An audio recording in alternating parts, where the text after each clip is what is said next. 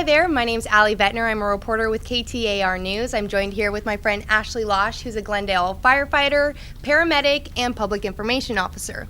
Today we're going to be talking about some stats that people don't necessarily probably know or think about with firefighters. So right now there's a campaign going on, and it's called Think a Firefighter, and it's been brought aware because of the National Suicide Awareness Month.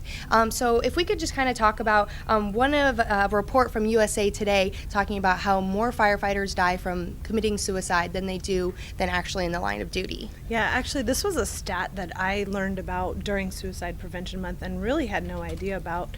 And that's what got this campaign going.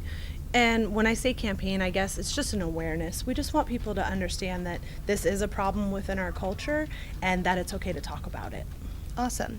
So a lot of concerns with health risk and how firefighters are constantly on the go. It's 365 days a year, 24/7, and not only just going nonstop, but there's a lot of other health risks, smoke inhalation, and what it takes a toll on your heart and your mental issues. How do you see this obviously taking an impact on not only you, but other firefighters? Well, our job's always going to be our job. And we're always going to be there for the public 24/7 no matter what. So it's on us to make sure that we're taking care of ourselves. We're eating right, we're exercising, and that we're taking care of our mental health, not just on the job, but off the job as well. The Firefighter Behavioral Health Alliance shows that 1.3 million firefighters have PTSD from different calls. Mm-hmm. Can you talk about how it doesn't matter if it's a fire or an emergency call or a drowning? How do you guys see this on a day-to-day basis?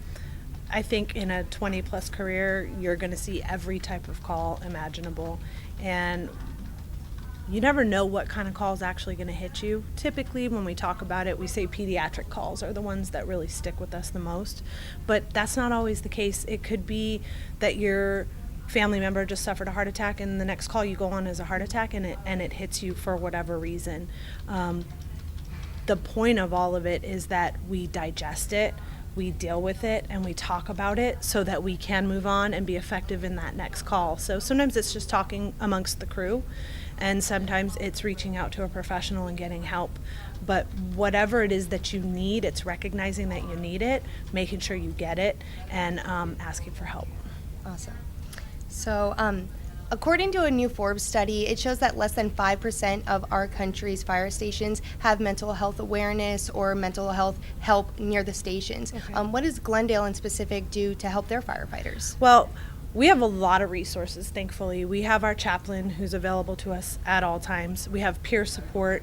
We have EAP, which is like employee action programs.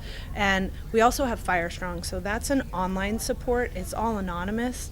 But whatever resource that people decide to use, we have so many of them and they're used so differently, we would think that we'd have something to fit everybody. Thinking about the staggering statistics with firefighters committing suicide, how can the public and just everyday civilians be more conscious to what's going on and going out, and if you see a firefighter, what should you say? I mean, we just want you to say hello. We love that when we're out in the grocery store, we get to be out in the public saying hi. We want kids to come up to us.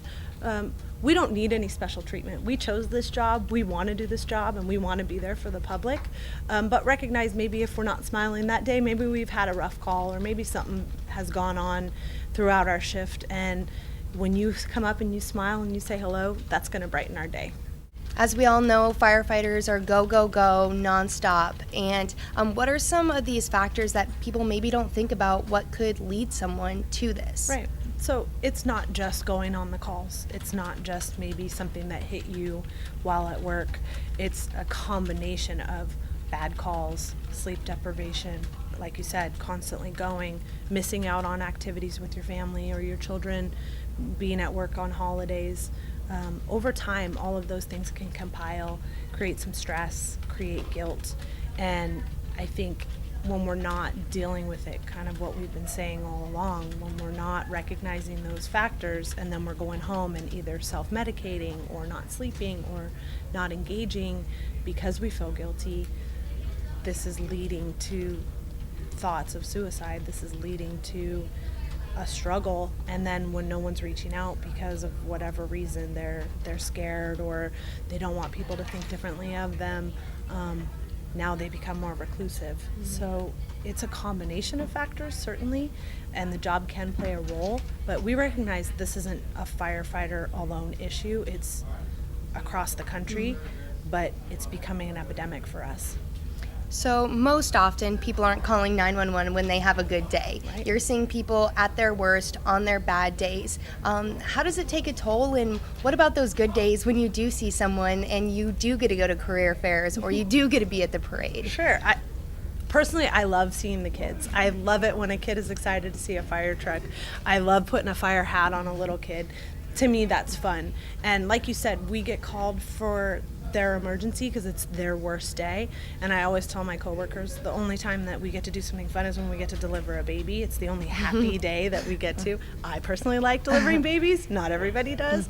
But we love to relish in the days where we get to smile and laugh and be a part of a safety fair or be a part of someone's good day.